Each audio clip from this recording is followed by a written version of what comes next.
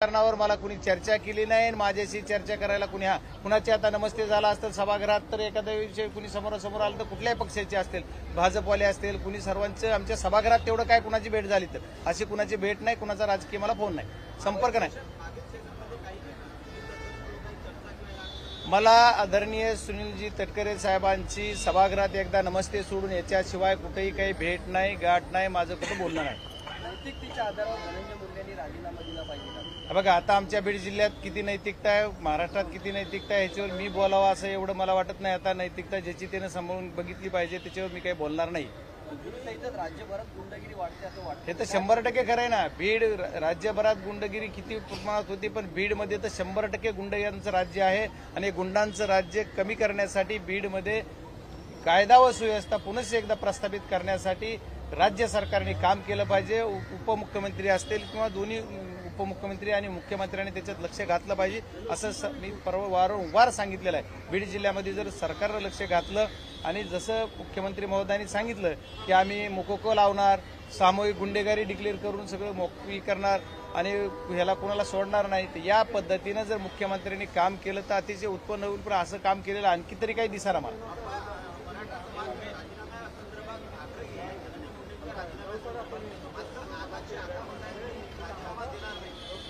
हे बघा कोण राजीनामा देणार नाही म्हणतं ह्याच्याशी मला काही बोलता येणार नाही. पण आमची म्हणण्यापेक्षा माझी प्रत्येक अपडेट बघा, प्रत्येक बाईट बघा. मी पहिल्या क्षणापासून सांगतोय तर काय की मला संतोष अण्णा देशमुख यांच्या मारेकऱ्यांना पकडलं पाहिजे आणि या मारेकऱ्याला पकडून फाशी झाली पाहिजे. याचा मास्टरमाइंड कोण आहे हा पकडला गेला पाहिजे आणि याच्या जो जो या कट कारस्थान करायला सामील आहे त्याला तुम्ही पकडलं पाहिजे, त्या गुन्ह्यामध्ये ऍड केलं पाहिजे आणि सामूहिक गुन्हेगारी डिक्लेअर करून इथलं आमचं रीती माफिया, परत राख माफिया, गुटखा माफिया, मटका माफिया हे संपविले पाहिजेत. आमच्याकडे दादागिरी, गुंडगिरी, दडपशाहीचं प्रमाण वाढलंय, कायदा व सुव्यवस्था ढासळलेली आहे. त्याच्यामुळे अशा प्रकार बीड जिल्ह्यात घडतायत. आज जवळपास 1 महिना झाला संतोष अण्णा देशमुख यांची हत्या होऊन, तरी पण आणखी एक आरोपी फरार आहे, ज्याला प्राथमिकदर्शी ज्यांच्यावर 7 जणांवर गुन्हा दाखल केला त्याच्यातला सुद्धा एक आरोपी आणखीही फरार आहे. आणखी किती जणांना ह्याच्यात ऍड होणार आहेत, कारण बऱ्याच जणांनी आरोपीला पळून जायला मदत केली.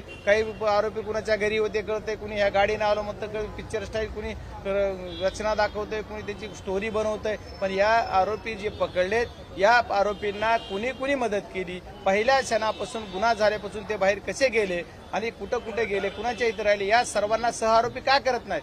आता एक डॉक्टर दाम्पत्याला डॉक्टर आहे, त्याची पत्नी आणि ते आमच्या इथं संभाजी वायबाचे नावाचे त्यांना पण काहीतरी पडलं नाही का नोटीसवर सोडून दिलं. असं मग कसं, जर एक आरोपीला पळून जायला एखादा माणूस एवढी मदत करतोय, गाडी देतोय, स्वतः जातोय, टीप देतोय, पैसे देतोय, तर तुम्ही त्याला सोडून कसं देणार. या सर्व गोष्टीत याच्यावरती सुद्धा सगळं बघितलं पाहिजे. आणि तुम्हाला मी जिम्मेदारीने सांगतो की बीड जिल्ह्यामध्ये आणखी खूप भयानक प्रकार आहेत. ही उघडा पडलेला एवढा एकच प्रकार आणि एवढा मर्डर नाहीये. प्रत्येक वेळेस वारंवार मी सांगतोय की याच्यामध्ये एकच आहे की कायदा व सुव्यवस्था राहिलेली नाही.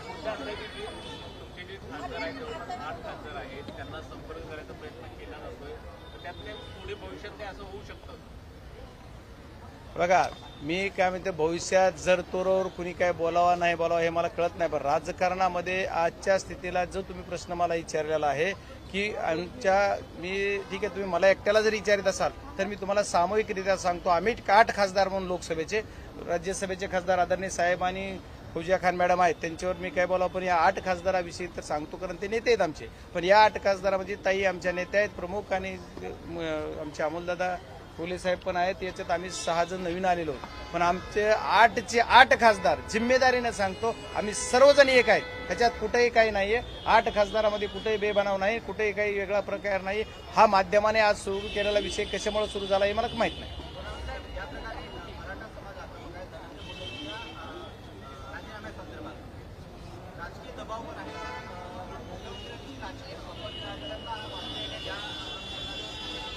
बघा या प्रकारामध्ये आम्हाला मराठा समाज असो की इतर कुठलाही समाज असो, प्रत्येक संबंध बीड जिल्ह्यातल्या मानवतावादीला कलंक लावणारी ही घटना घडलेली आहे. त्याच्यामुळे बीड जिल्ह्यातल्या पूर्ण जनतेची मागणी एक आहे, संतोष देशमुख यांच्या मारेकऱ्यांना पकडा आणि त्यांना ते पकडून फाशी द्या. त्या जी संतोष देशमुखांचा खून झाला गेला याच्यामध्ये कोण कोण सामील आहेत किंवा हे कट कारस्थान कुणी रचलं गेलं या मारेकऱ्याला किंवा याच्या मास्टर माइंडला पकडा आणि त्याला पकडून याच्यामध्ये ऍड करा, एवढी आमची सर्वांची मागणी. आमची माफक अपेक्षा आहे. आमची काय अपेक्षा आहे, या मारेकऱ्यांना पकडून यांना फाशी झाली पाहिजे, यांना आणि एकही सुटला नाही याच्या जो कोणी, कारण खंडणीतून सुरुवात झाली म्हणजे खंडणीतला आरोपी असो 18 चिठ्ठीचा असो की तुमचा आता मर्डर मधले असो, तर सर्व आरोपी एकत्र केले पाहिजेत आणि याच्या पाठीमागे आणखी काही आरोपी आहेत हे सुद्धा त्याच्यात घेतले पाहिजेत आणि हे घेतले तरच आमचा प्रश्न खऱ्या अर्थाने आमची ती मागणी, आमची प्रमुख मागणी आहे की संतोष अण्णा देशमुख यांच्या मारेकऱ्याला फाशी.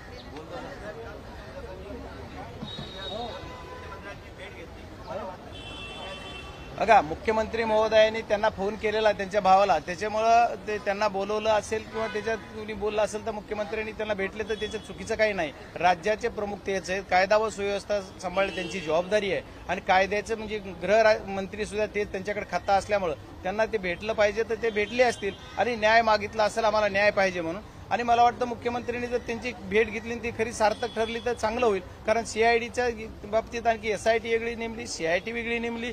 आता एसआयटी काय करते, सीआयडी काय करते, दोघात समन्वय दिसत नाही, बरेच काय प्रकार आहेत. मग आता मुख्यमंत्री महोदयाला भेटलं तर सीआयडीत काल कुठंतरी न्यूजला बघितलं मी 2 अधिकारी कमी झाले, आणखी त्याची काय ऑर्डर मी बघितली नाही. पण जी 9-10 लोकांची गठीत केलेली समितीची ऑर्डर आमच्याकडे आहे आणि जे लोक की यांच्या मिरवणुकीमध्ये यांच्या पूर्ण रात्रंदिवस बरोबर असणाऱ्या लोकांना एसआयटीत घेतलं, जे आरोपी आहेत त्या आरोपीने जे लोक त्या जागेवर बसवलेत आणि त्याच जर लोकांना तुम्ही आणखी जर त्यांची चौकशी करायला लावला तर कसं होणार आहे. मग का केलं जातंय, मग आमची दिशाभूल केली करते का सरकारी, मला माहित नाही. आता सरकारच्या बाबतीत जर सांगायचं झालं तर मायबाप सरकार म्हणजे प्रत्येक वेळेस मुख्यमंत्रीच बोलतात, त्याच्यात दोन्ही उपमुख्यमंत्री, परवा एक उपमुख्यमंत्री बोललेलं बघितलं मी त्या ह्याच्यामध्ये. तर त्याच्यामुळे आता ते एक सर्व सरकार तिन्ही पक्षाचं आहे, त्यांनी सगळ्यांनी मिळून जर याच्यावर फोकस केला तर आमच्या याला न्याय मिळेल.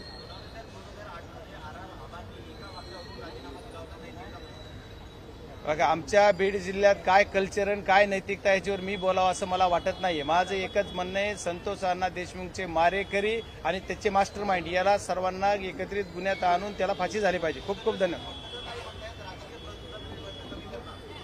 ते इतक्या दिवस कुठे गेले होते ते माहित नाही, त्यांनी केलं तर आनंद आहे ना, त्यांचं कौतुक करू आम्ही.